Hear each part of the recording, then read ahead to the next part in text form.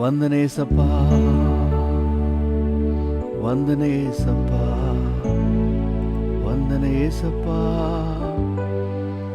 Thank you ಏಸಪ್ಪ. Hallelujah. ಉದಯದಲ್ಲಿ ನಿನಗಾಗಿ ಕಾದಿರುವೆ ಏಸಯ್ಯ,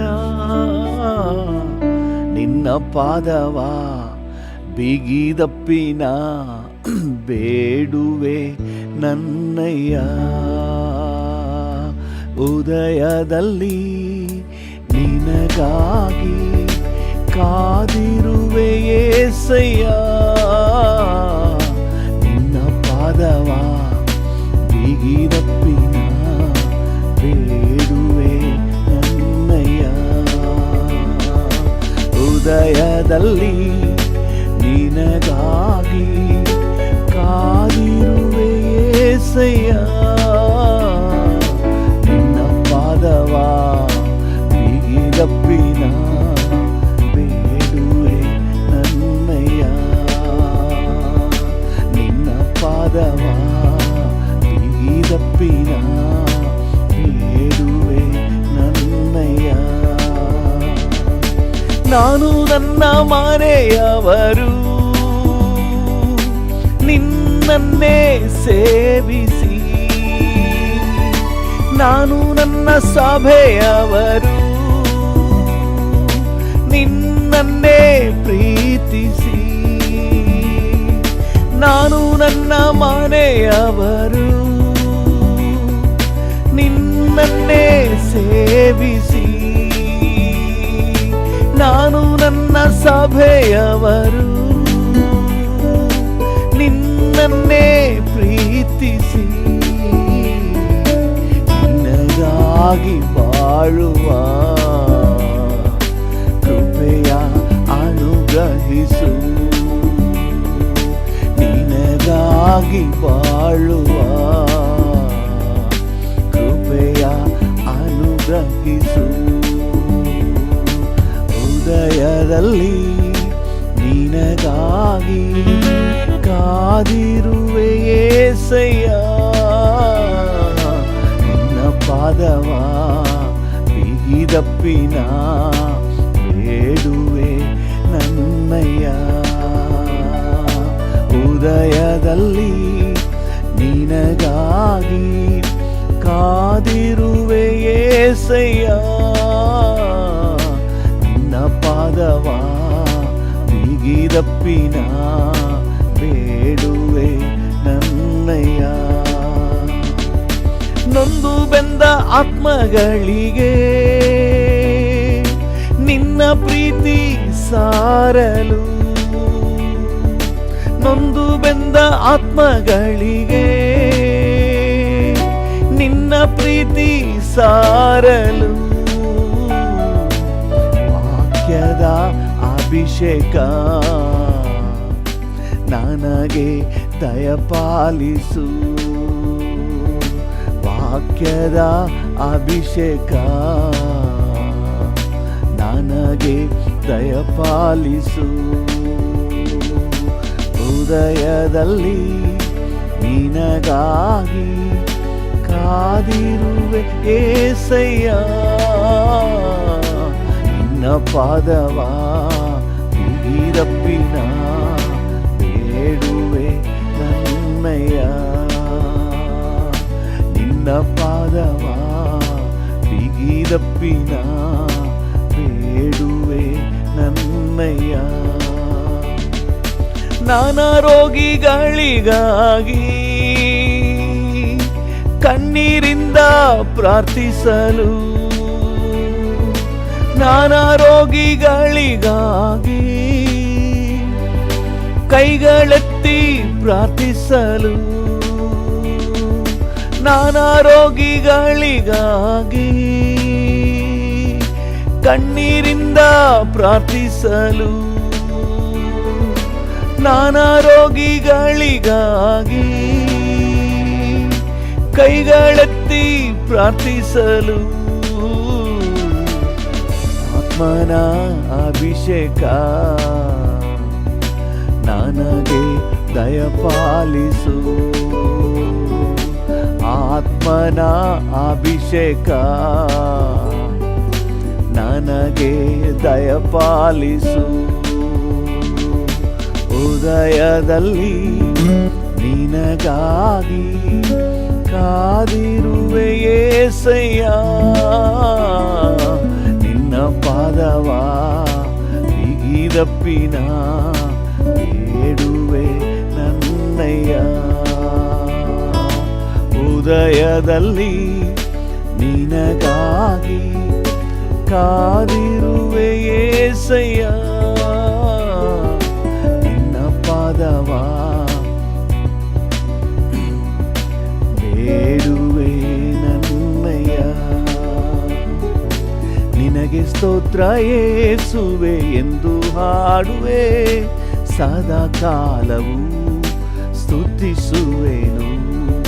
ಸದಾ ಕಾಲವು ಸ್ತುತಿಸುವೆನು. ನಿನಗೆ ಸ್ತೋತ್ರ ಯೇಸುವೆ ಎಂದು ಹಾಡುವೆ. ಸದಾ ಕಾಲವು ಸ್ತುತಿಸುವೆನು. ಸದಾ ಕಾಲವು ಸ್ತುತಿಸುವೆನು. ನಿನ್ನ ಪ್ರೇಮಾನುಭವ ಜೀವಕ್ಕಿಂತ ಶ್ರೇಷ್ಠವು. ನಿನ್ನ ಪ್ರೇಮಾನುಭವ ಜೀವಕ್ಕಿಂತ ಶ್ರೇಷ್ಠವು. ನನ್ನ ಬಾಯಿ ನಿನ್ನನ್ನು ಕೀರ್ತಿಸುವುದು. ನನ್ನ ಬಾಯಿ ನಿನ್ನನ್ನು ಕೀರ್ತಿಸುವುದು. ನನ್ನ ಜೀವಮಾನವೆಲ್ಲ ಹಾಡಿ ಹರಸಿ ನಿನ್ನ ಹೆಸರೆತ್ತಿ ಕೈ ಮುಗಿಯುವೆನು.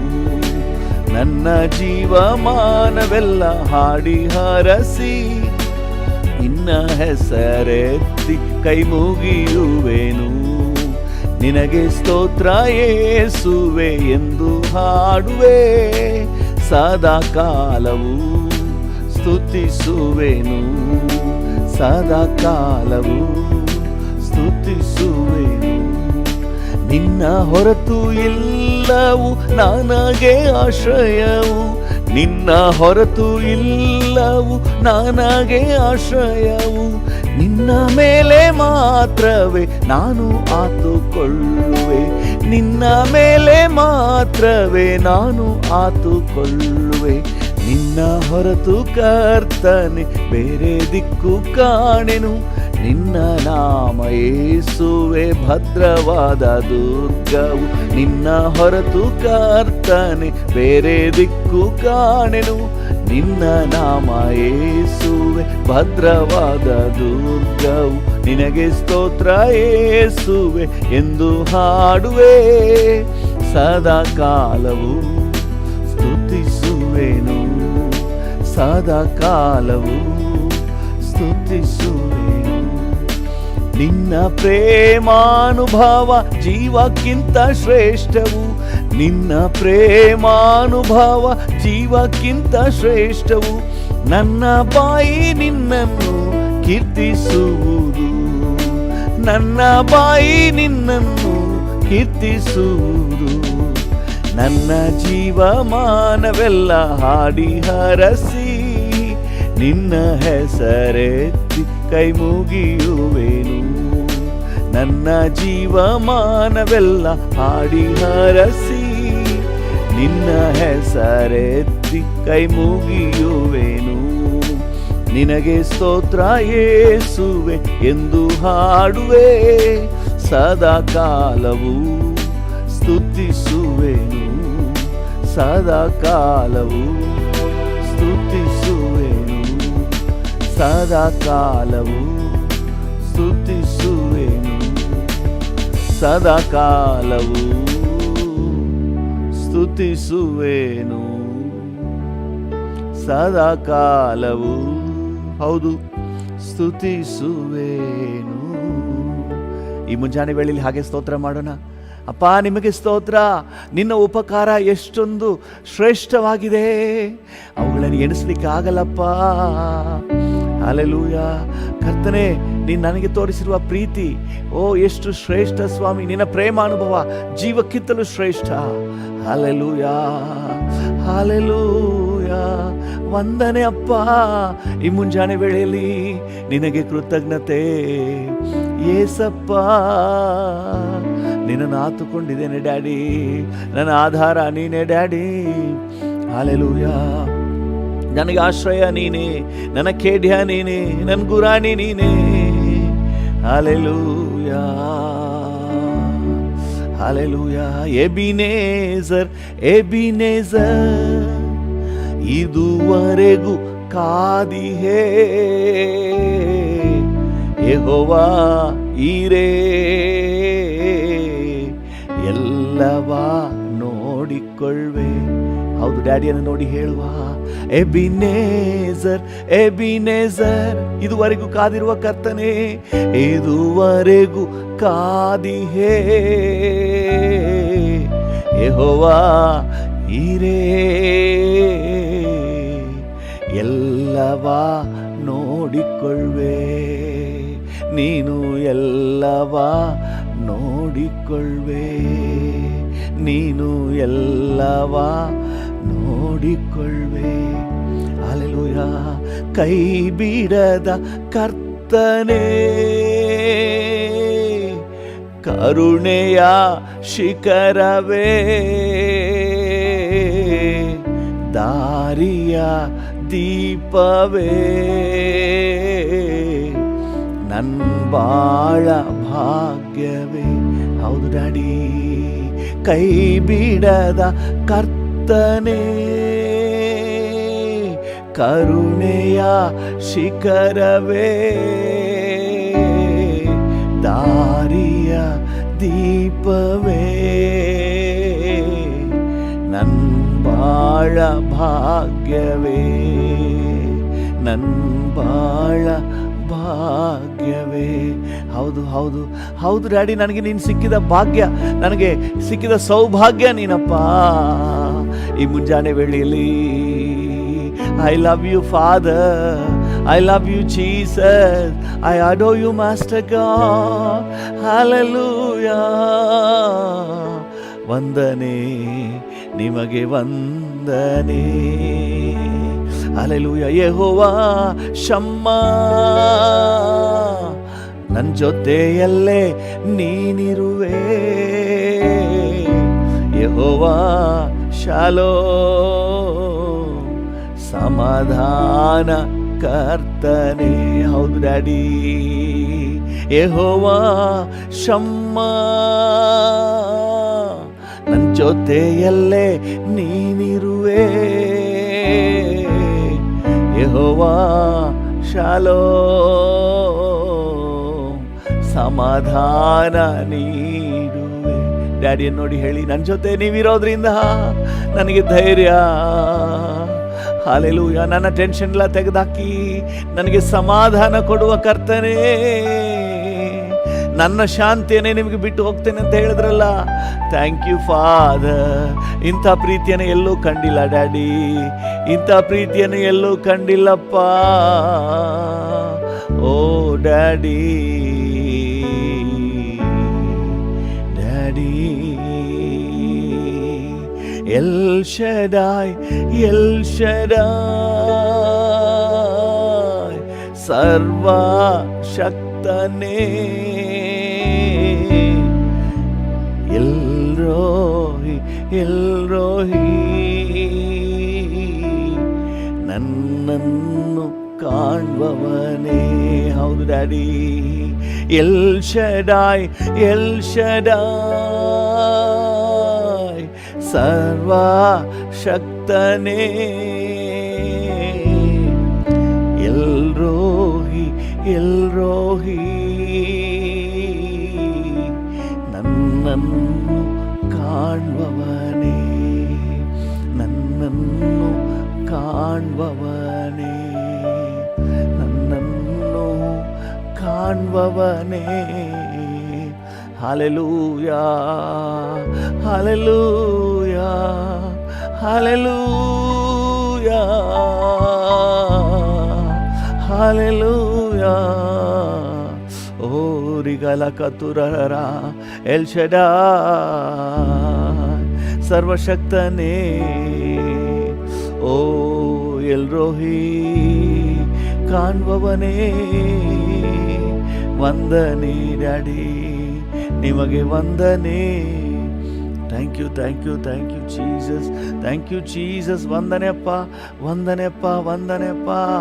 ಅತಿಶಯ ದೇವರೇ ವಂದನೆಯಪ್ಪ, ಅದ್ಭುತ ಕರ್ತನೆ ವಂದನೆಯಪ್ಪ, ಆಲೋಚನಾ ಕರ್ತನೆ ವಂದನೆಯಪ್ಪ, ನಿತ್ಯನಾದ ದೇವರೇ ವಂದನೆಯಪ್ಪ, ನೀತಿಯ ಸೂರ್ಯನೇ ವಂದನೆಯಪ್ಪ, ನಿರಂತರನಾಗಿರುವ ಆತನೇ ವಂದನೆಯಪ್ಪ. ಓ I love you father, I love you Jesus, hallelujah. Thank you, thank you, thank you, thank you. Hallelujah, hallelujah, hallelujah, hallelujah, hallelujah, hallelujah. Thank you, thank you, thank you. Thank you ಪಾ.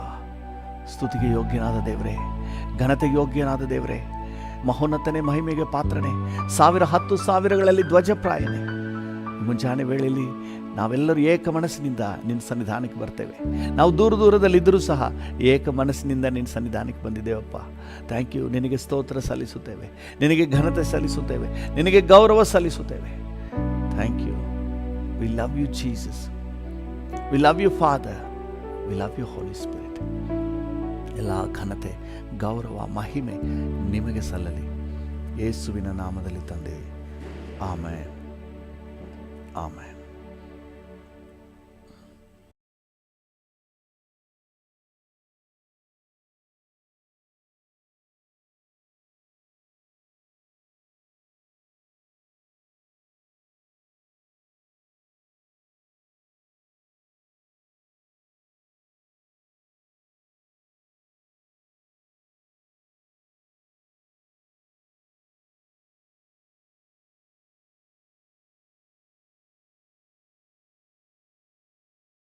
ನಾವು ದೇವರ ವಾಕ್ಯದ ಧ್ಯಾನಕ್ಕೆ ಹೋಗೋಣ. ನಮ್ಮ ಧ್ಯಾನಕ್ಕಾಗಿ ಮತ್ತಾಯನ ಸುವಾರ್ತೆ 27ನೇ ಅಧ್ಯಾಯ, ಮತ್ತಾಯ 27, ಅದರಲ್ಲಿ 57ರಿಂದ 61 ಓದೋಣ. ಮತ್ತಾಯ 27, 57ರಿಂದ 61. ಸಂಜೆಯಾದಾಗ ಅರಿಮಥಾಯದ ಯೋಸೇಫನೆಂಬ ಒಬ್ಬ ಧನವಂತನು ಬಂದನು. ಇವನು ಸಹ ಯೇಸುವಿನ ಶಿಷ್ಯನಾಗಿದ್ದನು. ಇವನು ಪಿಲಾತನ ಬಳಿಗೆ ಹೋಗಿ ಯೇಸುವಿನ ದೇಹವನ್ನು ತನಗೆ ಕೊಡಿಸಬೇಕೆಂದು ಬೇಡಿಕೊಳ್ಳಲಾಗಿ ಪಿಲಾತನು ಅದನ್ನು ಕೊಡಬೇಕೆಂದು ಅಪ್ಪಣೆ ಮಾಡಿದನು. ಯೋಸೇಫನು ಆ ದೇಹವನ್ನು ತೆಗೆದುಕೊಂಡು ಅದನ್ನು ಶುದ್ಧವಾದ ನಾರುಮಡಿಯಲ್ಲಿ ಸುತ್ತಿ ಬಂಡೆಯಲ್ಲಿ ತೋಡಿದ್ದ ತನ್ನ ಹೊಸ ಸಮಾಧಿಯಲ್ಲಿ ಇಟ್ಟು ಸಮಾಧಿಯ ಬಾಗಿಲಿಗೆ ದೊಡ್ಡ ಕಲ್ಲನ್ನು ಉರುಳಿಸಿ ಹೋದನು. ಮಗ್ದಲದ ಮರಿಯಳು ಆ ಬೇರೆ ಮರಿಯಳು ಅಲ್ಲಿ ಸಮಾಧಿಗೆ ಎದುರಾಗಿ ಕೂತಿದ್ದರು. ಆಮೇನ್. ದೇವ್ರ ನಾಮಕ್ಕೆ ಸ್ತೋತ್ರವಾಗಲಿ. ಹಲ್ಲೆಲೂಯ. ಯೇಸುವಿನ ದೇಹವನ್ನು ಹೂಣಿಡುವಂತಹ ಕಾರ್ಯವನ್ನು ಇಲ್ಲಿ ಕಾಣ್ತೇವೆ. 57ನೇ ವಚನವನ್ನು ಓದೋಣ. ಸಂಜೆಯಾದಾಗ ಅರಿಮಥಾಯದ ಯೋಸೇಫನೆಂಬ ಒಬ್ಬ ಧನವಂತನು ಬಂದನು. ದೇವರ ನಾಮಕ್ಕೆ ಸ್ತೋತ್ರವಾಗಲಿ. ಇವನು ಸಹ ಯೇಸುವಿನ ಶಿಷ್ಯನಾಗಿದ್ದನು. ಕರ್ತನ ನಾಮಕ್ಕೆ ಸ್ತೋತ್ರವಾಗಲಿ. ಇವನು ಪಿಲಾತನ ಬಳಿಗೆ ಹೋಗಿ ಯೇಸುವಿನ ದೇಹವನ್ನು ತನಗೆ ಕೊಡಿಸಬೇಕೆಂದು ಬೇಡಿಕೊಳ್ಳಲಾಗಿ ಪಿಲಾತನು ಅದನ್ನು ಕೊಡಬೇಕೆಂದು ಅಪ್ಪಣೆ ಮಾಡಿದನು. ಈ ಯೋಸೇಫನು ಏನು ಮಾಡಿದನು? ಆಮೇಲೆ 59ನೇ ವಚನ, ಆ ಯೋಸೇಫನು ಆ ದೇಹವನ್ನು, ಯೇಸುವಿನ ದೇಹವನ್ನು ತೆಗೆದುಕೊಂಡು ಅದನ್ನು ಶುದ್ಧವಾದ ನಾರುಮಡಿಯಿಂದ ಸುತ್ತಿ ಬಂಡೆಯಲ್ಲಿ ತೋಡಿದ್ದ ತನ್ನ ಹೊಸ ಸಮಾಧಿಯಲ್ಲಿ ಇಟ್ಟು ಸಮಾಧಿಯ ಬಾಗಿಲಿಗೆ ದೊಡ್ಡ ಕಲ್ಲನ್ನು ಉರುಳಿಸಿ ಹೋದನು. ದೇವರ ನಾಮಕ್ಕೆ ಸ್ತೋತ್ರವಾಗಲಿ. ಈ ಅರಿಮಥಾಯದ ಯೋಸೇಫನು ಯೇಸುವಿನ ಅಂತಿಮ ಸಂಸ್ಕಾರವನ್ನು ನೆರವೇರಿಸುವುದರಲ್ಲಿ ಬಹಳ ಮುಖ್ಯವಾದ ಪಾತ್ರ ವಹಿಸ್ತಾ ಇದ್ದಾನೆ. ದೇವರ ನಾಮಕ್ಕೆ ಸ್ತೋತ್ರವಾಗಲಿ. ಪಿಲಾತನ ಬಳಿಯಲ್ಲಿ ಹೋಗಿ ಯೇಸುವಿನ ಶರೀರವನ್ನು ನನಗೆ ಕೊಡಬೇಕೆಂಬುದಾಗಿ ಕೇಳಿಕೊಳ್ತಾನೆ. ಯಾರಿಗೂ ಆ ಗಟ್ಸಿರಲಿಲ್ಲ. ನೀವು ಮಾರ್ಕನ ಸುವಾರ್ತೆಯಲ್ಲಿ ಹೋದರೆ ಅವನು ಧೈರ್ಯದಿಂದ ಹೋದನು ಅಂತ ಹೇಳಿದೆ. ಮಾರ್ಕನ ಸುವಾರ್ತೆ 15ನೇ ಅಧ್ಯಾಯ 43ನೇ ವಚನ, 42, 43 ಎರಡನ್ನೂ ಓದ್ರಿ.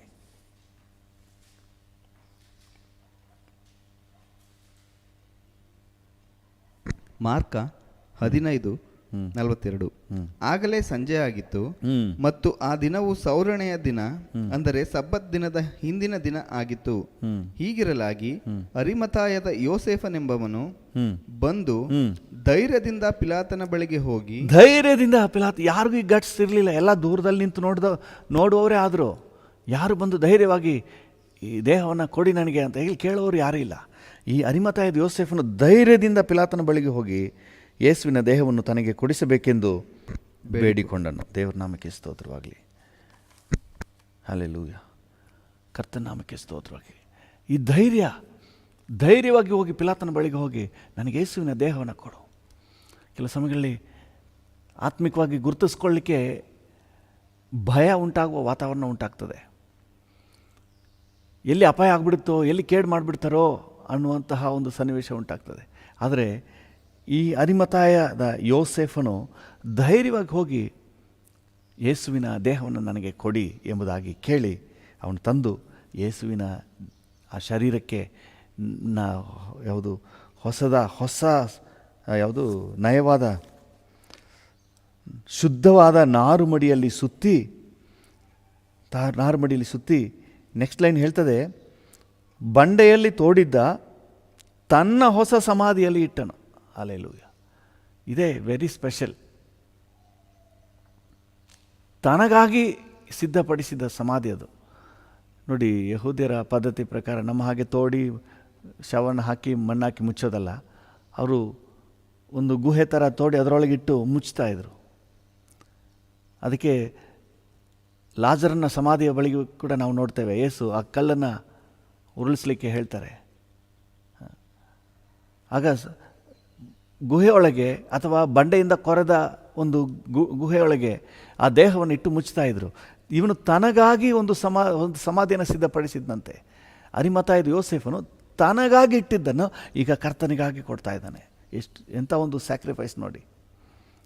ಬೇರೆ ಎಲ್ಲಾದರೂ ಹಾಕೋಣ ಅಂತ ಕೂಡ ಇಲ್ಲ. ತನಗಾಗಿ ಇಟ್ಟಿದ್ದನ್ನು, ಅದರಲ್ಲೂ ಕೂಡ ಹೊಸ ಸಮಾಧಿ ಅಂತ ಇದೆ.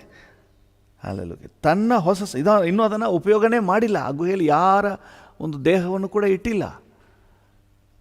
ಫ್ರೆಶ್, ಬ್ರ್ಯಾಂಡ್ ನ್ಯೂ ಇದನ್ನು ಕರ್ತನಿಗಾಗಿ ಕೊಡ್ತಾನೆ. ದೇವರ ನಾಮಕ್ಕೆ ಸ್ತೋತ್ರವಾಗಲಿ. ದೇವರಿಗಾಗಿ ಕೊಡುವುದರಲ್ಲಿ, ದೇವರಿಗಾಗಿ ಮಾಡುವುದರಲ್ಲಿ ಯಾವಾಗಲೂ ನಾವು ಪ್ರಯಾರಿಟಿನ ಇಡಬೇಕು. ಕರ್ತನಿಗೆ ಮೊದಲು, ಉಳಿದ್ರೆ ಅಲ್ಲ. ಅನೇಕ ಸಂದರ್ಭಗಳಲ್ಲಿ ನಾವು ಹೇಗೆ ಪ್ಲ್ಯಾನ್ ಮಾಡ್ತೀವಂದರೆ, ಇದು ಉಳಿದ್ರೆ ಆಮೇಲೆ ದೇವರಿಗೆ, ಇದೇನೋ ಮಿಕ್ಕಿದ್ರೆ ಆಮೇಲೆ ಚರ್ಚಿಗೆ ಕೊಟ್ಬಿಡಿ. ಹೊಸ ಫ್ಯಾನ್ ಹಾಕಿದ್ರೆ ಹಳೆ ಫ್ಯಾನ್ ಇದ್ದರೆ ಅದನ್ನು ದೇವರಿಗೆ ಕೊಟ್ಬಿಡೋಣ. ಮನೆಗೆ ಹೊಸ ಸೋಫಾ ತಂದರೆ ಹಳೇದಿದೆಯಾ ಅದನ್ನು ಕೊಟ್ಬಿಡೋಣ. ಈ ರೀತಿಯಾಗಿ ಸಾಧಾರಣವಾದ ಎಲ್ಲರ ಮೆಂಟಾಲಿಟಿ ಇರೋದು. ಆದರೆ ಇವನು ತನಗಾಗಿ ಮಾಡಿದ ತನ್ನ ಹೊಸ ಸಮಾಧಿಯನ್ನು ಯೇಸುವಿಗೆ ಬಿಟ್ಟುಕೊಡ್ತಾ ಇದ್ದಾನೆ. ದೇವ್ರ ನಾಮಕ್ಕೆ ಸ್ತೋತ್ರವಾಗಲಿ. ಸಾಧಾರಣವಾಗಿ ಈ ಹಣವಂತರನ್ನು ನೆಗೆಟಿವ್ ಆಗಿಯೇ ಬಿಂಬಿಸ್ತಾರೆ ಒಂದು ವಚನ ಇಟ್ಕೊಂಡು. ಏನು ವಚನ ಹೇಳ್ತದೆ? ಮತ್ತಾಯನ ಸುವಾರ್ತೆ 19ನೇ ಅಧ್ಯಾಯದಲ್ಲಿ, ಮತ್ತಾಯನ ಸುವಾರ್ತೆ 19ನೇ ಅಧ್ಯಾಯದಲ್ಲಿ 23ನೇ ವಚನದಿಂದ ಓದೋಣ. ಮತ್ತಾಯ 19:23. ಆಗ ಯೇಸು ತನ್ನ ಶಿಷ್ಯರನ್ನು ನೋಡಿ, ನಿಮಗೆ ಸತ್ಯವಾಗಿ ಹೇಳುತ್ತೇನೆ, ಐಶ್ವರ್ಯವಂತನು ಪರಲೋಕ ರಾಜ್ಯದಲ್ಲಿ ಸೇರುವುದು ಕಷ್ಟ, ಐಶ್ವರ್ಯವಂತನು ದೇವರ ರಾಜ್ಯದಲ್ಲಿ ಸೇರುವುದಕ್ಕಿಂತ ಒಂಟೆಯು ಸೂಜಿಯ ಕಣ್ಣಿನಲ್ಲಿ ನುಗ್ಗುವುದು ಸುಲಭ ಎಂದು ನಿಮಗೆ ತಿರುಗಿ ಹೇಳುತ್ತೇನೆ ಅಂದನು. ನೋಡಿ, ಯೇಸು ಸ್ವಾಮಿ ಹೇಳ್ತಾರೆ, ಒಂಟೆ ಬೇಕಾದರೆ ಸೂಜಿ ಕಣ್ಣಲ್ಲಿ ಹೋಗ್ಬಿಡುತ್ತೆ, ಆದರೆ ಐಶ್ವರ್ಯವಂತನು ಪರಲೋಕ ರಾಜ್ಯಕ್ಕೆ ಹೋಗೋದಿಲ್ಲ ಅಂತೇಳಿ. ಈ ವಚನವನ್ನು ಇಟ್ಕೊಂಡು ಅನೇಕರು ಐಶ್ವರ್ಯವಂತರ ಬಗ್ಗೆ ಒಂದು ತಪ್ಪಾಗಿ ಲೆಕ್ಕ ಮಾಡೋದುಂಟು. ಆದರೆ ಐಶ್ವರ್ಯವಂತರೂ ಸಹ ಕರ್ತನಿಗಾಗಿ ಭಯಭಕ್ತಿಯಾಗಿ ಬಾಳಿದ್ದು ಸತ್ಯವೇದದಲ್ಲಿ ಇದೆ. ಹಲ್ಲೆಲೂಯ. ದೇವರಿಗಾಗಿ ತ್ಯಾಗವಾಗಿ ಜೀವಿಸಿದ್ದಿದೆ. ಕರ್ತನಿಗಾಗಿ ಸಮರ್ಪಿತರಾಗಿ ಸಾಕ್ಷಿ ಕೊಟ್ಟಿದ್ದು ಇದೆ. ಹಲ್ಲೆಲೂಯ. ದೇವರ ನಾಮಕ್ಕೆ ಸ್ತೋತ್ರವಾಗಲಿ. ಕೆಲವೊಂದು ಕಡೆ ಆ ರೀತಿಯಾಗಿ ದಿಕ್ಕು ತಪ್ಪದವರು ಇದ್ದಾರೆ. ಕೆಲವೊಂದು ಕಡೆ ಈ ಅರಿಮಥಾಯದ ಯೋಸೇಫನು ಹಾಗಲ್ಲ. ಎಷ್ಟೇ ಹಣ ಬಂದರು, ಎಷ್ಟೇ ಆಸ್ತಿ ಬಂದರು, ಕರ್ತನಿಗೆ ಪ್ರಯಾರಿಟಿ, ದೇವರ ರಾಜ್ಯಕ್ಕೆ ಪ್ರಾಮುಖ್ಯತೆ. ದೇವರಿಗಾಗಿ ಧೈರ್ಯವಾಗಿ ಹೋಗ್ತಾನೆ. ತನ್ನ ಮೇಲೆ ಆಪಾದನೆ ಬಂದರೂ ಪರವಾಗಿಲ್ಲ. ಇಡೀ ಯಹೂದ್ಯ ಸಮುದಾಯವೇ ಯೇಸುವಿಗೆ ವಿರುದ್ಧವಾಗಿದೆ. ಆದರೆ ಇವನು ಯೇಸುವಿನ ಜೊತೆಯಲ್ಲಿ ಗುರುತಿಸ್ಕೊಳ್ತಾ ಇದ್ದಾನೆ. ಇಡೀ ಸಮುದಾಯ ನನ್ನನ್ನು ತಪ್ಪಾಗಿ ನೋಡಿದ್ರೂ ಪರವಾಗಿಲ್ಲ, ಕರ್ತನಿಗಾಗಿ ಅಂತ ಹೇಳಿ ಬರ್ತಾನೆ. ನಾವು ಎಲ್ಲ ಶ್ರೀಮಂತರನ್ನು ನೆಗೆಟಿವ್ ಆಗಿ ನಾವು ಆಲೋಚನೆ ಮಾಡಬಾರ್ದು. ದೇವರಿಗಾಗಿ ಸಮರ್ಪಿತನಾಗಿದ್ದನು. ಅಲ್ಲೆಲ್ಲೂ ಎಷ್ಟೇ ಹಣ ಬಂದರು, ಎಷ್ಟೇ ಅನುಕೂಲತೆ, ದೇವರ ಮಕ್ಕಳು ಬಹಳ ಜಾಗ್ರತೆಯಿಂದಿರಿ. ಈ ಹಣ ಬಹಳ ಅಪಾಯಕಾರಿ. ಅನೇಕ ಸಂದರ್ಭಗಳು ದಿಕ್ಕು ತಪ್ಪಿಸ್ಬಿಡ್ತಾರೆ. ಆದರೆ ಇವನು ದಿಕ್ಕು ತಪ್ಪು ಹೋಗಿಲ್ಲ. ಈ ಅರಿಮತಾಯದ ಯೋಸೇಫನ ಆ ರೀತಿ ಆಗಿಲ್ಲ. ಅವನ ಕುರಿತಾಗಿ ವಾಕ್ಯ ಹೇಳ್ತದೆ, 57ನೇ ವಚನ, ಮತ್ತಾಯ 27:57. ಅರಿಮತಾಯದ ಯೋಸೇಫನೆಂಬ ಒಬ್ಬ ಧನವಂತನು ಬಂದನು. ಇವನು ಸಹ ಯೇಸುವಿನ ಶಿಷ್ಯನಾಗಿದ್ದನು. ಒಬ್ಬ ಧನವಂತನು ಬಂದನು. ಅವನ ವಿಷಯವಾಗಿ ಏನು ಹೇಳ್ತದೆ? ಧನವಂತನು, ಅವನು ಬಹಳ ಐಶ್ವರ್ಯವಂತನು. ಆದರೆ ವಾಕ್ಯ ಹೇಳ್ತದೆ ಇವನು ಸಹ ಯೇಸುವಿನ ಶಿಷ್ಯನಾಗಿದ್ದು. ಎಷ್ಟೇ ಹಣ ಬರಲಿ, ಎಷ್ಟೇ ಆಸ್ತಿ ಬರಲಿ, ದೇವರಿಗೆ ಭಯಭಕ್ತಿಯುಳ್ಳ ದೇವರ ಮಕ್ಕಳಾಗಿ ಶಿಷ್ಯರಾಗಿ ನಾವು ಬಾಳಲಿಕ್ಕೆ ಸಾಧ್ಯ. ಯಾವುದೋ ಒಂದು ನೆಗೆಟಿವ್ ಉದಾಹರಣೆ ತಗೊಂಡು ಮೋಸ ಹೋಗ್ಬಿಡ್ಬೇಡ್ರಿ. ನೆಗೆಟಿವ್ ಉದಾಹರಣೆಗಳು ಬಹಳ ಇವೆ. ನಾನು ಕೆಲವೊಂದನ್ನು ತೋರಿಸ್ತೀನಿ ಈಗ. ಆದರೆ ಈ ಅರಿಮತಾಯದ ಯೋಸೇಫನ ಹಾಗಲ್ಲ. ಅವನು ಒಳ್ಳೆಯ ಭಯಭಕ್ತಿಯುಳ್ಳ ಯೇಸುವಿನ ಶಿಷ್ಯನಾಗಿದ್ದನು. ದೇವರ ನಾಮಕ್ಕೆ ಸ್ತೋತ್ರವಾಗಲಿ. ಅವನು ಶಿಷ್ಯನಾಗಿದ್ದನು ಅಂತ ಹೇಳಿ ವಾಕ್ಯ ಸಾಕ್ಷಿ ಕೊಡ್ತದೆ. ಹಲ್ಲೆಲೂಯಾ, ದೇವರ ನಾಮಕ್ಕೆ ಸ್ತೋತ್ರವಾಗಲಿ. ಮತ್ತು ಮಾರ್ಕನ ಸುವಾರ್ತೆಯಲ್ಲಿ ನೋಡಿ, ಮಾರ್ಕನ ಸುವಾರ್ತೆ 14ನೇ ಅಧ್ಯಾಯದಲ್ಲಿ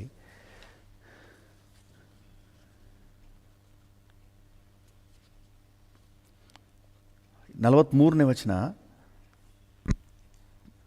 ಆತನು ಇನ್ನೂ ಮಾತಾಡುತ್ತಿರುವಾಗಲೇ 12 ಮಂದಿ ಶಿಷ್ಯರಲ್ಲಿ ಒಬ್ಬನಾದ ಯೂದನು ಬಂದನು. ಇಲ್ಲ 14 ಏನು ಹೇಳ್ಬಿಟ್ಟೆ, ಮಾರ್ಕ 15:43. ಹೀಗಿರಲಾಗಿ ಅರಿಮಥಾಯದ ಯೋಸೇಫನೆಂಬವನು ಬಂದು ಧೈರ್ಯದಿಂದ ಪಿಲಾತನ ಬಳಿಗೆ ಹೋಗಿ ಯೇಸುವಿನ ದೇಹವನ್ನು ತನಗೆ ಕೊಡಿಸಬೇಕೆಂದು ಬೇಡಿಕೊಂಡನು. ಯೇಸುವಿನ ರಾಜ್ಯ ದೇಹವನ್ನು ನನಗೆ ಕೊಡಿಸಬೇಕೆಂದು ಬೇಡಿಕೊಂಡನು. ಅವನ ವಿಷಯವಾಗಿ ನೆಕ್ಸ್ಟ್ ಲೈನ್ ಏನು ಹೇಳ್ತದೆ? ಇವನು ಹಿರೀ ಸಭೆಯವರಲ್ಲಿ ಘನವಂತನು, ಒಳ್ಳೆ ಗೌರವಸ್ಥನಾಗಿ, ಸಮಾಜದಲ್ಲಿ ಗಣ್ಯ ವ್ಯಕ್ತಿಯಾಗಿ, ಗೌರವಾನ್ವಿತವಾಗಿ ಜೀವಿಸಿದವನು.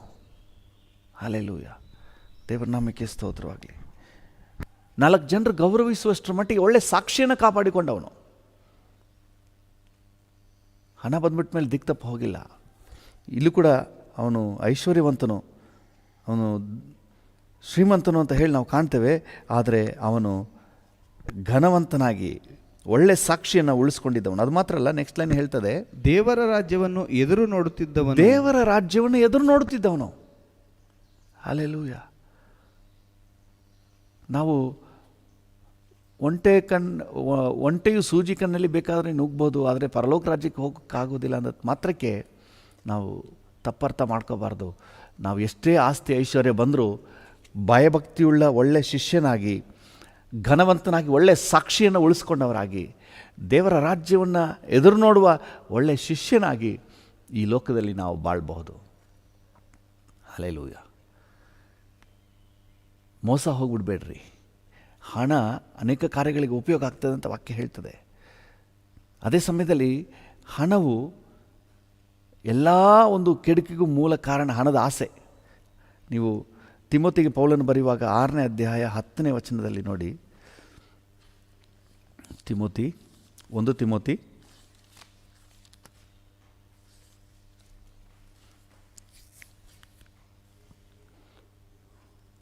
ಹಣದಾಸೆಯು ಸಕಲ ವಿಧವಾದ ಕೆಟ್ಟತನಕ್ಕೆ ಮೂಲವಾಗಿದೆ. ಹಣದಾಸೆಯು ಸಕಲ ವಿಧವಾದ ಕೆಟ್ಟತನಕ್ಕೆ ಮೂಲವಾಗಿದೆ. ಒಂದು ನಿಮಿಷ.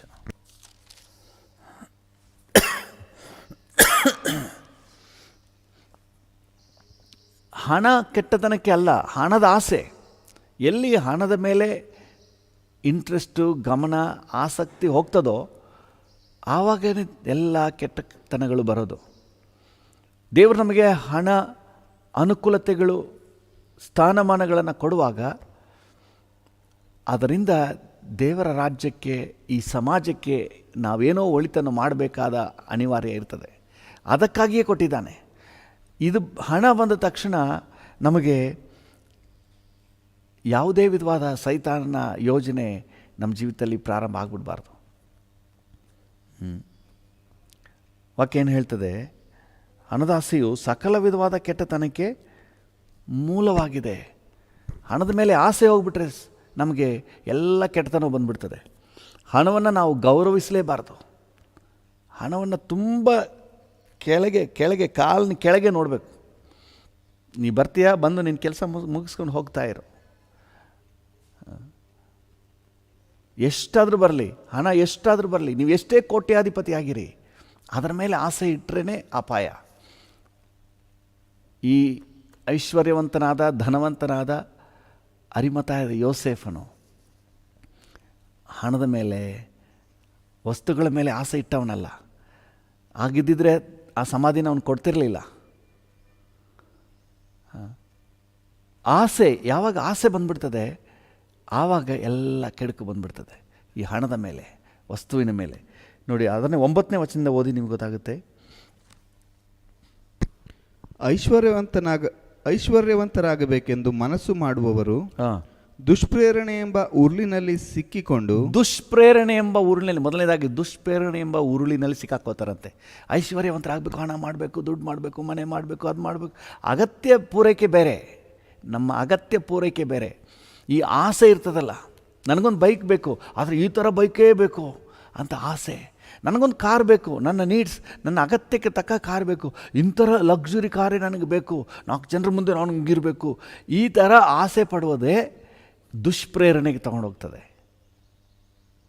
ಬೇಕಾದರೆ ಹೆಲಿಕಾಪ್ಟರ್ ಬೇಕಾದರೆ ಇಟ್ಕೊಳ್ಳಿ, ವಿಮಾನ ಬೇಕಾದರೆ ಇಟ್ಕೊಳ್ಳಿ, ನಿಮಗೆ ಅಗತ್ಯ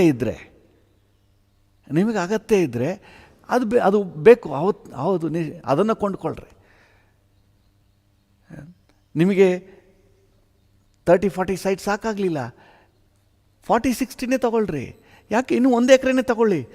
ಎಷ್ಟು ಅಗತ್ಯ ಇದ್ದರೆ ಆಸೆ ಪಡೋದು, ಅವ್ರಿಗಿಂತ ನಾನು ಮೇಲಾಗಿರಬೇಕು ಆಸೆ. ಈ ಹಣದಾಸೆನೇ ದುಷ್ಪ್ರೇರಣೆ, ಕೆಟ್ಟ ಪ್ರೇರಣೆಯನ್ನು ನಮ್ಮೊಳಗೆ ಉಂಟು ಮಾಡ್ತದೆ. ಮುಂದುವರಿಸಿ ವಾಕ್ಯ ಏನು ಹೇಳ್ತದೆ?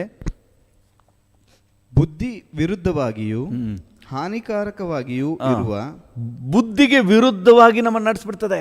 ಯಥಾರ್ಥವಾಗಿ ನಾವು ಆಲೋಚನೆ ಮಾಡುವುದಕ್ಕೆ ವಿರುದ್ಧವಾಗಿ ಅದು ಅನಾಹುತ ಆಮೇಲೆ ತಲೆ, ನಾನು ಯಾಕೆ ಹೀಗೆ ಮಾಡಿದೆ ಅಂತ ಯೋಚನೆ ಮಾಡೋದು. ಈ ಹಣದ ಆಸೆ ಆ ರೀತಿಯಾಗಿ ನಿಮ್ಮ ನಾರ್ಮಲ್ ಆಲೋಚನೆಗೆ ವಿರುದ್ಧವಾಗಿ ಯೋಜನೆಗಳನ್ನು ತಂದು ಕೊಡ್ತದೆ, ಸೂಪರ್ ಯೋಜನೆಗಳನ್ನು. ಆಮೇಲೆ ಬುದ್ಧಿಗೆ ವಿರುದ್ಧವಾಗಿಯೂ ಹಾನಿಕರವಾಗಿರುವಂತಹ ಅನೇಕ ಆಶೆಗಳಲ್ಲಿ ಬೀಳುತ್ತಾರೆ. ಹಾನಿಕರವಾದ ಆಶೆಗಳಂತೆ. ಆಸೆ ಇದೆ, ಆ ಆಸೆ ನಮಗೆ ಹಾನಿಕರ, ನಮಗೆ ಅಪಾಯ, ನಮಗೆ ಕೇಡನ್ನು ಉಂಟು ಮಾಡುವುದು.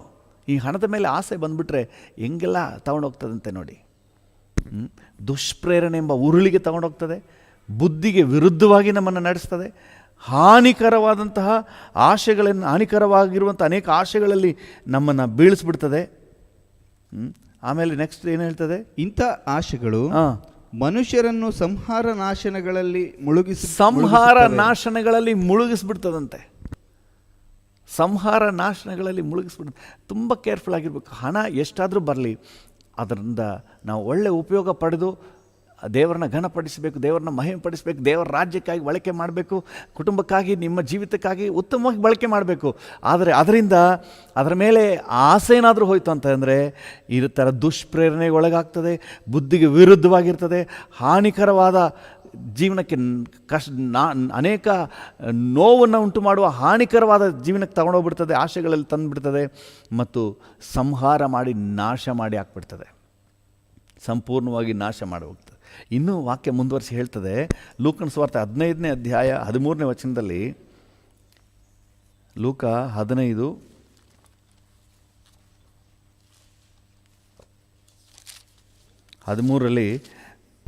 ತಂದೆಯ ಆಸ್ತಿಯನ್ನು ಕೊಡಿ ಅಂತ ಹೇಳಿ ಜಗಳ ಮಾಡಿ ಆಸ್ತಿಯನ್ನು ಪಾಲನ್ನು ಕಿತ್ಕೊಂಡವನು ಏನು ಮಾಡ್ತಾನೆ? 13ನೇ ವಚನ. ಸ್ವಲ್ಪ ದಿವಸದ ಮೇಲೆ ಸ್ವಲ್ಪ ದಿವಸದ ಮೇಲೆ ಆ ಕಿರಿಮಗನು ಹಾಂ, ಎಲ್ಲಾ ಕೂಡಿಸಿಕೊಂಡು ಅಂದರೆ ಎಲ್ಲ ಆಸ್ತಿಯನ್ನೆಲ್ಲ ಕೂಡಿಸಿಕೊಂಡು ದೂರ ದೇಶಕ್ಕೆ ಹೊರಟು ಹೋಗಿ ದೂರದ ದೇಶಕ್ಕೆ ಹೋಗಿ ಅಲ್ಲಿ ಪಟಿಂಗನಾಗಿ ಅಲ್ಲಿ ಪಟಿಂಗನಾಗಿ ಬದುಕಿ ತನ್ನ ಆಸ್ತಿಯನ್ನು ಸೂರೆ ಮಾಡಿಬಿಟ್ಟನು. ನೋಡಿ, ಹಣದ ಆಸೆ, ಹಣದ ಮೇಲೆ ಆಸೆ ಏನು ಮಾಡ್ತದೆ? ಪಟಿಂಗತನಕ್ಕೆ ನಡೆಸಿ ಎಲ್ಲವನ್ನು ಸೂರೆ ಮಾಡಿಬಿಡ್ತದೆ, ಎಲ್ಲವನ್ನು ಸೂರೆ ಮಾಡಿಬಿಡ್ತದೆ.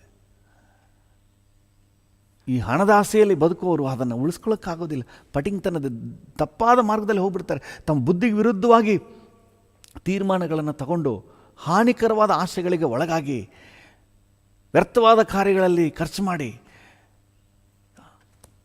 ತುಂಬ ನಷ್ಟಪಟ್ಬಿಡ್ತಾರೆ. ಅಯ್ಯೋ, ಅವ್ರು ತಿಂದ್ಬಿಟ್ರು, ಇವ್ರು ತಿಂದ್ಬಿಟ್ರು, ಅವ್ರು ತೊಗೊಂಡೋಗ್ಬಿಟ್ರು, ಇವ್ರು ತೊಗೊಂಡು ಎಲ್ಲ ಕಳ್ಕೊಂಡ್ಬಿಡ್ತಾರೆ. ಪಟಿಂಗತನಕ್ಕೆ ಹೋಗ್ಬಿಡ್ತಾನೆ. ಅದು ಮಾತ್ರ ಅಲ್ಲ, ಅವನ ಕುರಿತಾಗಿ ಅವರ ಅಣ್ಣ ಹೇಳ್ತಾ ಇದ್ದಾನೆ 30ನೇ ವಚನದಲ್ಲಿ 15:30, ಲೂಕ 15:30ರಲ್ಲಿ. ಆದರೆ ಸೂಳೆಯರನ್ನು ಕಟ್ಟಿಕೊಂಡು ನಿನ್ನ ಬದುಕನ್ನು ನುಂಗಿಬಿಟ್ಟ ಈ ನಿನ್ನ ಮಗನು ನೋಡಿ, ಸೂಳೆಯರನ್ನು ಕಟ್ಟಿಕೊಂಡು ಬದುಕನ್ನು ನುಂಗಿಬಿಟ್ಟ ಈ ನಿನ್ನ ಮಗನು. ಅಂದರೆ ಹಣ ಬಂದ್ಬಿಟ್ರೆ ಪಾಪದ ಮಾರ್ಗಕ್ಕೆ ಹೋಗಲಿಕ್ಕೆ ಧೈರ್ಯ ಬಂದ್ಬಿಡ್ತದೆ. ಹಣ ಇದೆಯಲ್ಲ, ಧೈರ್ಯವಾಗಿ ವ್ಯಭಿಚಾರ, ವೇಶ್ಯವಾಟಿಕೆಗೆ ಹೋಗ್ಬಿಡ್ತಾರೆ, ಕುಡುಕತನಕ್ಕೆ ಹೋಗ್ಬಿಡ್ತಾರೆ, ಮೋಸ ಹೋಗ್ಬಿಡ್ತಾರೆ. ಬೆಸ್ಟ್ ಎಕ್ಸಾಂಪಲ್ ಅಂತಂದರೆ ನಮ್ಮ ಗ್ರೇಟ್ ಕಿಂಗ್ ಅರಸನಾದ ಸೊಲೊಮೋನನು.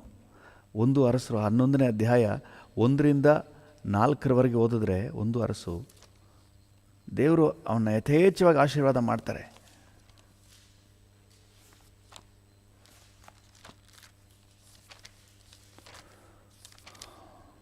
ಒಂದು ಅರಸು 11ನೇ ಅಧ್ಯಾಯ 1-4. ಅರಸನಾದ ಸೊಲೊಮೋನನು ಫರೋಹನ ಮಗಳಲ್ಲದೆ ಮೋವಾಬ್ಯರು, ಅಮ್ಮೋನಿಯರು, ಏದೋಮ್ಯರು, ಚೀದೋನ್ಯರು, ಹಿತ್ತಿಯರು ಎಂಬೀ ಜನಾಂಗಗಳ ಸ್ತ್ರೀಯರನ್ನು ಮೋಹಿಸಿದನು. ನೋಡಿ, ಯಾರ ಜೊತೆ ಸಂಬಂಧ ಇಡಬೇಕೋ ಅವ್ರನ್ನೆಲ್ಲ ಮೋಹಿಸ್ತಾನೆ, ಆ ಸ್ತ್ರೀಯರನ್ನೆಲ್ಲ. ಯೆಹೋವನು ಈ ಜನಾಂಗಗಳ ವಿಷಯದಲ್ಲಿ ಇಸ್ರಾಯೇಲರಿಗೆ ನಿಮಗೂ ಅವರಿಗೂ ಕೊಟ್ಟುಕೊಳ್ಳುವುದು ನಡೆಯಬಾರದು, ಕೊಡುವುದು ಕೊಳ್ಳುವುದು ನಡಿಬಾರದು ಅಂತ ದೇವರು ಹೇಳಿದ್ರು. ಅದು ನಡೆಯುವುದಾದರೆ ಅವರು ನಿಮ್ಮ ಮನಸ್ಸನ್ನು ತಮ್ಮ ದೇವತೆಗಳ ಕಡೆಗೆ ತಿರುಗಿಸಾರು ಎಂದು ಆಜ್ಞಾಪಿಸಿದ್ದರು. ಹಣ ಬಂದ್ಬಿಡ್ತಲ್ಲ, ದೇವರ ಆಜ್ಞೆ ವಿಶೇಷವಾಗಿ ಅನಿಸ್ತಾ ಇಲ್ಲ. ಆಜ್ಞಾಪಿಸಿದ್ದರು. ಸೊಲೊಮೋನನು ಅವರ ಸ್ತ್ರೀಯರಲ್ಲಿ ಅನುರಕ್ತನಾಗಿದ್ದನು. ನೋಡ್ರಿ ಎಂತ ಸ್ಥಿತಿಗೆ ಹೋಗ್ಬಿಟ್ಟ. 3ನೇ ವಚನ. ಅವನಿಗೆ ರಾಜವಂಶದವರಾದ 700 ಮಂದಿ ಪತ್ನಿಯರಲ್ಲದೆ 300 ಮಂದಿ ಉಪಪತ್ನಿಯರಿದ್ದರು. 300 ಮಂದಿ ಉಪಪತ್ನಿಯರಿದ್ರು. ಎಂಥ ದುರಂತ ನೋಡ್ರಿ. ಜ್ಞಾನಿ, ಸಂಪನ್ನನು, ಆಸ್ತಿ ಸಂಪನ್ನನು, ಅವನ ವೈಭವನ್ನೆಲ್ಲ ನಾವು ನೋಡ್ತೇವೆ. 300 ಮಂದಿ ಉಪಪತ್ನಿಯರಿದ್ದರು. ನೆಕ್ಸ್ಟ್ ಲೈನ್ ಏನು ಹೇಳ್ತದೆ? ಈ ಸ್ತ್ರೀಯರು ಅವನ ಮನಸ್ಸನ್ನು ಕೆಡಿಸಿಬಿಟ್ಟರು. ಅವನ ಮನಸ್ಸನ್ನು ಕೆಡಿಸಿಬಿಟ್ಟರು. ಅವನು ವೃದ್ಧನಾದಾಗ ಇವರು ಅವನ ಹೃದಯವನ್ನು ಅನ್ಯ ದೇವತೆಗಳ ಕಡೆಗೆ ತಿರುಗಿಸಿದರು. ಇವರು ಅವನ ಹೃದಯವನ್ನು ಅನ್ಯ ದೇವತೆಗಳ ಕಡೆಗೆ ತಿರುಗಿಸಿದರು. ಈ ಕಾರಣದಿಂದ ಅವನು ತನ್ನ ದೇವರಾದ ಯೆಹೋವನಲ್ಲಿಟ್ಟಿದ್ದ ಯಥಾರ್ಥ ಭಕ್ತಿಯನ್ನು ಕಳೆದುಕೊಂಡನು. ನೋಡಿದ್ರ ಎಂಥ ಪರಿಸ್ಥಿತಿ. ದೇವರಲ್ಲಿಟ್ಟಿದ್ದ ಯಥಾರ್ಥ ಭಕ್ತಿಯನ್ನು ಕಳೆಕೊಂಡನು. ನಾವು ಬಹಳ ಜಾಗ್ರತೆಯಿಂದ ಇರಬೇಕಾಗಿದೆ. ದೇವರು ನಮ್ಮನ್ನು ಆಶೀರ್ವದಿಸುವ ದೇವರು, ನಮಗೆ ಬೇಕಾದ ಎಲ್ಲವನ್ನು ಕೊಡುವ ದೇವರು. ಒಳ್ಳೆ ಜಾಬ್ ಕೊಡ್ತಾನೆ, ನಮಗೆ ಹಣ ಕೊಡ್ತಾನೆ. ಆದರೆ ಅದು ಬರುವಾಗ ಬಹಳ ಜಾಗ್ರತೆಯಿಂದಿರಿ. ಅದರ ಮೇಲೆ ನಮಗೆ ಆಸೆ ಹೋಗ್ಬಿಡಬಾರ್ದು. ಹಣದ ಆಸೆಯು ಎಲ್ಲ ವಿಧವಾದ ಕೆಡಿಕೆಗೂ ಮೂಲ ಕಾರಣ. ಅದರಿಂದ ಎಷ್ಟೊಂದು ಅಪಾಯಗಳು ಅಂತ ನಾವು ನೋಡಿದ್ವಿ. ಆದರೆ ಈ ಅರಿಮಥಾಯದ ಯೋಸೇಫನಲ್ಲಿ ಆಗಲ್ಲ. ಅವನು ಐಶ್ವರ್ಯವಂತನಾಗಿದ್ದರೂ ದೇವರ ಮಗನಾಗಿ, ಶಿಷ್ಯನಾಗಿ, ಒಳ್ಳೆ ಸಾಕ್ಷಿಯುಳ್ಳ ಮಗನಾಗಿ, ಘನವಂತನಾಗಿ, ದೇವರ ರಾಜ್ಯವನ್ನು ಎದುರು ನೋಡುವವನಾಗಿ ಬದುಕಿದನು. ಹಲ್ಲೆಲೂಯಾ. ದೇವರ ನಾಮಕ್ಕೆ ಸ್ತೋತ್ರವಾಗಲಿ. ಐಶ್ವರ್ಯವಂತರಾಗಿರೋರು ಎಲ್ಲರೂ ಕೂಡ ನರಕಕ್ಕೆ ಹೋಗ್ತಾರೆ ಅಂತ ಹೇಳಿ ತಪ್ಪು ಕಲ್ಪನೆಗೆ ಹೋಗ್ಬಿಡ್ಬೇಡ್ರಿ. ಎಷ್ಟೇ ಐಶ್ವರ್ಯವಂತರಾದರೂ ನಾವು ಪರಲೋಕ ರಾಜ್ಯಕ್ಕೆ ಹೋಗ್ಬೋದು. ಆದರೆ ಬಹಳ ಜಾಗ್ರತೆಯಿಂದ ಇರಬೇಕು. ಸ್ವಲ್ಪ ಏನು ಇಲ್ಲದವನಿಗೆ ಐಶ್ವರ್ಯ ಬಂದ ತಕ್ಷಣ ಅರ್ಧ ರಾತ್ರಿಯಲ್ಲಿ ಎದ್ದು ಕೂಗದನಂತೆ, ಆ ರೀತಿ ಆಗ್ಬಿಡ್ಬಾರ್ದು. ನಿಮಗೆ ಹಣ ಬಂತು ಅಂತ ಹೇಳಿ ಅದರ ಕುರಿತಾದ ಹೆಮ್ಮೆ ಬರಬಾರ್ದು. ಹಣ ಬಂದ ತಕ್ಷಣ ಕೆಲವರು ಮಿಕ್ಕಿದವ್ರನ್ನೆಲ್ಲ ಡೌನ್ ಆಗಿ ಕಾಣಲಿಕ್ಕೆ, ಕೀಳಾಗಿ ಕಾಣಲಿಕ್ಕೆ ಪ್ರಯತ್ನ ಮಾಡ್ತಾರೆ. ಇತರರನ್ನ ಅಲ್ಪವಾಗಿ ಎಣಿಸಲಿಕ್ಕೆ ಪ್ರಯತ್ನ ಮಾಡ್ತಾರೆ. ಅಲ್ಲೇ ಪ್ರಾರಂಭ ಆಗೋದು. ಆ ಹಣದ ಕುರಿತಾದ ಹೆಚ್ಚಳ ಯಾವಾಗ ಬರ್ತದೆ ಆವಾಗ ಸೈತಾನನ ಕಾರ್ಯ ಮಾಡ್ತಾನೆ. ಎಷ್ಟೇ ಹಣ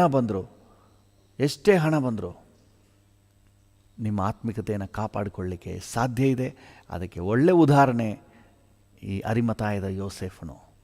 ಅವನು ಧನವಂತನು, ಐಶ್ವರ್ಯವಂತನು, ಆದರೂ ಸಹ ಯೇಸುವಿನ ಶಿಷ್ಯನಾಗಿ, ಘನವಂತನಾಗಿ, 4 ಜನರ ಮುಂದೆ ಸಾಕ್ಷಿಯನ್ನು ಕಾಪಾಡಿಕೊಂಡವನಾಗಿ, ಕರ್ತನ ಬರೋಣವನ್ನು ನಿರೀಕ್ಷಿಸುವವನಾಗಿ, ಅಂದರೆ ಪ್ರಾರ್ಥನೆಯಲ್ಲಿ ತೊಡಗಿಸಿಕೊಳ್ಳುತ್ತಾ ದೇವರ ಭಯಭಕ್ತಿಯಲ್ಲಿ ಸಾಗುವವನಾಗಿದ್ದನು. ಅವನನ್ನು ದೇವರು ಕರ್ತನಾದ ಯೇಸು ಕ್ರಿಸ್ತನ ಅಂತಿಮ ಸಂಸ್ಕಾರ ಮಾಡಲಿಕ್ಕೆ ಅವಕಾಶ ಕೊಡ್ತಾರೆ. ದೇವರ ರಾಜ್ಯದಲ್ಲಿ ದುಡಿಲಿಕ್ಕೆ ಅವನಿಗೊಂದು ಅವಕಾಶ ಸಿಕ್ತು ನೋಡ್ರಿ. ಎಷ್ಟೆಷ್ಟೋ ಜನ ಏನೇನೋ ಮಾಡಿದ್ರು. ಯೇಸು ಸ್ವಾಮಿಗೆ ಊಟ ಕೊಟ್ಟರು, ಮನೆಯಲ್ಲಿ ಇಳ್ಕೊಳ್ಳಿಕ್ಕೆ ಜಾಗ ಕೊಟ್ಟರು. ಯೇಸು ಸ್ವಾಮಿ ಹೇಳಿದ್ರು, ಒಂದು ತಂಬಿಗೆ ನೀರು ಕೊಟ್ಟರು ಪರಲೋಕದಲ್ಲಿ ಪ್ರತಿಫಲ ಇದೆ ಅಂತ ಹೇಳಿ. ಆದರೆ ಈ ಅಂತಿಮ ಸಮಯದಲ್ಲಿ ನೋಡ್ರಿ, ಭಾಳ ವೆರಿ ವೆರಿ ಇಂಪಾರ್ಟೆಂಟ್ ಟೈಮ್. ಯಾರೂ ಮುಂದೆ ಬರಲಿಲ್ಲ. ಇವನು ಧೈರ್ಯವಾಗಿ ಹೋಗಿ ಪಿಲಾತನ ಬಳಿಯಲ್ಲಿ ಅನುಮತಿ ತಗೊಂಡು ಯೇಸುವಿನ ಅಂತಿಮ ಸಂಸ್ಕಾರವನ್ನು ನೆರವೇರಿಸಿದನು. ಹಲ್ಲೆಲೂಯ. ಇವತ್ತು ಭಯಭಕ್ತಿಯುಳ್ಳವರಾಗಿ, ಶಿಷ್ಯರಾಗಿ, ಎಷ್ಟೇ ಹಣ, ಆಸ್ತಿ, ಐಶ್ವರ್ಯ ಬಂದರೂ ದೇವರಿಗೆ ಮೆಚ್ಚುಗೆಯಾದ ಮಾರ್ಗದಲ್ಲಿ ನಾವು ನಡೀತಾ ಇದ್ದರೆ ನಾವು ಕೂಡ ದೇವರ ಚಿತ್ತವನ್ನು ನೆರವೇರಿಸಲಿಕ್ಕೆ ದೇವರ ಅವಕಾಶ ಕೊಡ್ತಾನೆ. ಹಲ್ಲೆಲೂಯ. ದೇವರ ಯೋಜನೆಯಲ್ಲಿ ನಾವು ಕೂಡ ಇರಲಿಕ್ಕೆ ಅವಕಾಶ ಕೊಡ್ತಾನೆ. ಹಲ್ಲೆಲೂಯ. ಒಂದು ನಿಮಿಷ ನಾವೆಲ್ಲರೂ ಪ್ರಾರ್ಥನೆ ಮಾಡುವ. ಕರ್ತನು ಪ್ರತಿಯೊಬ್ಬರನ್ನೂ ಸಹ, ಎಲ್ಲ ದೇವರ ಮಕ್ಕಳನ್ನು ಸಹ ಆಶೀರ್ವದಿಸಿ ಆರ್ಥಿಕವಾಗಿ ಅಭಿವೃದ್ಧಿ ಕೊಡಲಿ. ಆದರೆ ಅಭಿವೃದ್ಧಿ ಆಗುವಾಗ ಯಾರು ದಿಕ್ತಪ್ಪು ಹೋಗಬಾರ್ದು, ದೇವರಿಂದ ದೂರ ಹೋಗ್ಬಿಡಬಾರ್ದು. ಹಲ್ಲೆಲೂಯ. ಕೃಪೆಯಲ್ಲಿ ಐಶ್ವರ್ಯ ಭರಿತನಾದ ದೇವರೇ, ಯೇಸುವಿನ ನಾಮದಲ್ಲಿ ನಿನ್ನ ಸನ್ನಿಧಾನಕ್ಕೆ ಬರ್ತೇವೆ ಸ್ವಾಮಿ. ಕರ್ತನೆ, ಅರಿಮತಾಯದ ಯೋಸೇಫನನ್ನು ನಮಗೆ ಈ ದಿನ ತೋರಿಸ್ಕೊಟ್ಟಿದ್ದೀರಿ. ಅವನು ಐಶ್ವರ್ಯವಂತನು, ಆದರೂ ಭಯಭಕ್ತಿಯುಳ್ಳ ಶಿಷ್ಯನು. ಹಲ್ಲೆಲೂಯ. ನಿನ್ನ ಸೇವೆಯಲ್ಲಿ ಕಾಳಜಿ ಉಳ್ಳವನು, ನಿನ್ನ ರಾಜ್ಯದ ವಿಷಯದಲ್ಲಿ ತವಕ ಉಳ್ಳವನು, 4 ಜನರ ಮುಂದೆ ಘನವಂತನಾಗಿ ಸಾಕ್ಷಿಯಾಗಿ ಬಾಳಿದವನು. ಅಪ್ಪ, ನಮಗೂ ಆ ಕೃಪೆ ಕೊಡು ಸ್ವಾಮಿ.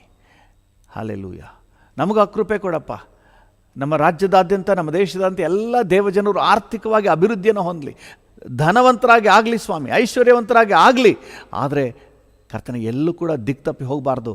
ಈ ಅರಿಮತಾಯದ ಯೋಸೇಫನ ಹಾಗೆ ಭಯಭಕ್ತಿಯಲ್ಲಿ, ಕರ್ತನ ನಿನ್ನ ರಾಜ್ಯದ ಕಾರ್ಯಗಳಲ್ಲಿ, ಕರ್ತನ ನಿನ್ನ ಬರೋಣವನ್ನು, ನಿನ್ನ ರಾಜ್ಯವನ್ನು ಎದುರು ನೋಡುವವರಾಗಿರುವಂತೆ ಪ್ರತಿಯೊಬ್ಬರಿಗೂ ಸಹಾಯ ನೀಡಪ್ಪ. ಈಗಾಗಲೇ ಯಾರನ್ನೆಲ್ಲ ನೀನು ಆರ್ಥಿಕವಾಗಿ ಬ್ಲೆಸ್ ಮಾಡಿದೆಯೋ ಅದಕ್ಕಾಗಿ ನಿನಗೆ ಸ್ತೋತ್ರ ಸ್ವಾಮಿ. ಕರ್ತನ ಆರ್ಥಿಕವಾಗಿ ಆಶೀರ್ವಾದ ಹೊಂದಿದ ಎಲ್ಲರಿಗಾಗಿ ನಿನಗೆ ಸ್ತೋತ್ರ. Thank you Jesus.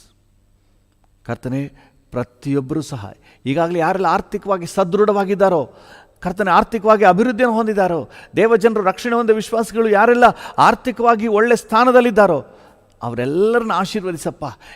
ಎಲ್ಲರಿಗೂ ಕೂಡ ಈ ಅರಿಮತಾಯದ ಯೋಸೇಫನ ಮೇಲೆ ನೀನಿಟ್ಟಂಥ ಕೃಪೆಯ ಹಾಗೆ ಪ್ರತಿಯೊಬ್ಬರ ಮೇಲೆ ನಿನ್ನ ಕೃಪೆಯನ್ನು ಸುರಿಸು ಸ್ವಾಮಿ. Thank you lord. ತಮಗಿರುವ ಹಣ, ತಮಗಿರುವ ಸ್ಥಾನ, ಇವುಗಳ ಮೇಲೆ ಯಾರು ಕೂಡ ಕರ್ತನೆ ಗಮನ ಇಟ್ಬಿಡಬಾರ್ದು ಸ್ವಾಮಿ. ಅದನ್ನು ಇಟ್ಕೊಂಡು ಕರ್ತನೆ ಇತರರನ್ನು ಅಲ್ಪವಾಗಿಯೋ, ಕರ್ತನೆ ಕೀಳಾಗಿಯೋ ಪರಿಗಣಿಸಲಿಕ್ಕೆ ಹೋಗಬಾರ್ದಪ್ಪ. ತಮಗಿರುವಂಥ ಹಣದ ಮೇಲೆ ಭರವಸೆ ಇಟ್ಟು ಕರ್ತನೆ ಮಂಕಾಗ್ಬಿಡಬಾರ್ದು ಸ್ವಾಮಿ. ತಮ್ಮ ಬುದ್ಧಿಗೆ ವಿರುದ್ಧವಾಗಿ ತೀರ್ಮಾನಗಳನ್ನು ತಗೋಬಾರ್ದು, ಹಾನಿಕರವಾದ ತೀರ್ಮಾನಗಳನ್ನು ತಗೋಬಾರ್ದು ಸ್ವಾಮಿ. ಅವರ ಭವಿಷ್ಯಕ್ಕೆ, ಅವರ ಜೀವಿತಕ್ಕೆ ಕಂಟಕವಾಗಿರುವ ತೀರ್ಮಾನಗಳನ್ನು ತಗೋಬಾರ್ದು. ಕುಡುಕತನಕ್ಕೆ, ಪಟಿಂಗತನಕ್ಕೆ ಹೋಗ್ಬಿಡ್ಬಾರ್ದು ಸ್ವಾಮಿ. ವ್ಯಭಿಚಾರ, ವೇಶ್ಯವಾಟಿಕೆಗೆ ಹೋಗ್ಬಿಡ್ಬಾರ್ದಪ್ಪ. ತನ್ನ ಹತ್ರ ಹಣ ಇದೆ ಅಂತ ಹೇಳಿ ಕರ್ತನೆ ದುರ್ಮಾರ್ಗಕ್ಕೆ ಯಾರು ಇಳಿಬಾರ್ದಪ್ಪ. Thank you lord. ಪ್ರತಿಯೊಬ್ಬರನ್ನು ನೀನು ಕಾಪಾಡಬೇಕು ಅಂತ ನಾವು ಬೇಡಿಕೊಳ್ತೇವೆ. ಪ್ರತಿಯೊಬ್ಬರನ್ನು ಕಾಪಾಡಬೇಕಪ್ಪ. ಹಣ ಬೇಕು, ಆದರೆ ಹಣದ ಆಸೆ ಬೇಡಪ್ಪ. ಹಣ ಉಪಯೋಗಕ್ಕಾಗಿ ಬೇಕು, ಕರ್ತನೆ ಹಣದ ಆಸೆ ಬೇಡ ಸ್ವಾಮಿ. Thank you lord. ಯಾರ್ಯಾರಿಗೆ ಕರ್ತನೆ ಕಟ್ಟಡ ಬೇಕಾಗಿದೆಯೋ ಕಟ್ಟಡ ಕೊಡಪ್ಪ, ಜಾಗ ವಿಶಾಲವಾಗಿ ಕೊಡು ಸ್ವಾಮಿ. Thank you Jesus. ಎಲ್ಲೂ ಕೊರತೆಯಲ್ಲಿ ಇರಬಾರ್ದು ನಿನ್ನ ಮಕ್ಕಳು. Thank you Jesus. ಇನ್ನೂ 4 ಜನರಿಗೆ ಕೊಡುವಂತೆ ಮಾಡಪ್ಪ. Thank you. ಶ್ರೀಮಂತರು ಇದ್ರೇ ಬಡವರಿಗೆ ಕೊಡಲಿಕ್ಕೆ ಸಾಧ್ಯ. ಶ್ರೀಮಂತರೇ ಇಲ್ಲದೆ ಹೋದರೆ ಕೊಡುವವರು ಯಾರು ಇರ್ತಾರೆ? ಕರ್ತನೆ, ದಿಕ್ಕಿಲ್ಲದವರಿಗೆ, ಕೈ ಬಿಡಲ್ಪಟ್ಟವರಿಗೆ ಸಹಾಯ ಮಾಡುವ ಹಾಗೆ ಕರ್ತನೆ ಅನೇಕರು ಭಯಭಕ್ತಿಯುಳ್ಳ ಶ್ರೀಮಂತರನ್ನು ಎಬ್ಬಿಸು ಸ್ವಾಮಿ. Thank you lord. ಕರ್ತನೆ, ಈಗಲೇ ನನ್ನ ಜೊತೆ ಸೇರಿ ಯಾರೆಲ್ಲ ಪ್ರಾರ್ಥನೆ ಮಾಡ್ತಾ ಇದ್ದಾರೋ ಪ್ರತಿಯೊಬ್ಬರು ಆರ್ಥಿಕವಾಗಿ ಅಭಿವೃದ್ಧಿ ಹೊಂದಲಿ ಸ್ವಾಮಿ. Thank you. ಆರ್ಥಿಕವಾಗಿ ಏಳಿಗೆಯನ್ನು ಹೊಂದಲಿ. ಎಷ್ಟೇ ಹಣ ಬಂದರೂ ಕರ್ತನೆ ಭಯಭಕ್ತಿಯುಳ್ಳವರಾಗಿ ಸನ್ಮಾರ್ಗದಲ್ಲಿ ಕರ್ತನೆ ನಿನಗೆ ಮೆಚ್ಚುಗೆಯಾದ ಮಾರ್ಗದಲ್ಲಿ ನಿನ್ನ ಯೋಜನೆಗೆ ಪೂರಕವಾಗಿ ಜೀವಿಸುವಂತೆ ಪ್ರತಿಯೊಬ್ಬರಿಗೂ ಸಹಾಯ ನೀಡು. ಪ್ರತಿಯೊಬ್ಬರನ್ನ ಆಶೀರ್ವದಿಸು. Thank you Jesus.